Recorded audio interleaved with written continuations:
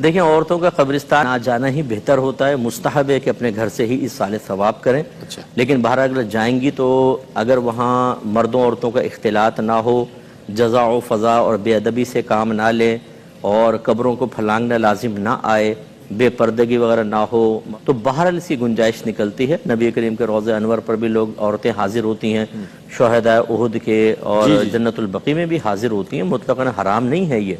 और उनका इस्तिस्ना क्यों किया जाए? उनका इस्तिस्ना जब अगर मुतलक़न मना है तो हर जगह मना होगा। बिल्कुल। तो ये फ़ुक़हा इसलिए मना करते हैं कि मुस्तहब्बात के लिए औरतें बाहर निकलेंगी तो बाइसे फितना होगा। इसलिए हम भी मना करते हैं। हाँ, कहीं भी आप गुजर रही हो, रोड से करीब करीब कब्रिस्तान आ गया तो वहीं थोड़ी देर गाड़ी रोक कर फातिहा वगैरह पढ़ ली, एक अलग बात है। लेकिन अंदर जाना, फिर कब्रों तक पहुँचना, उमूमी तौर पे तो कब्रें बहुत ही कंजस्टेड हो गई हैं, उनके ऊपर फलांगना पड़ता है और फिर माहौल आजकल बड़े ख़राब हैं। इसलिए औरत का इज्तिनाब करना ही अफजल होगा।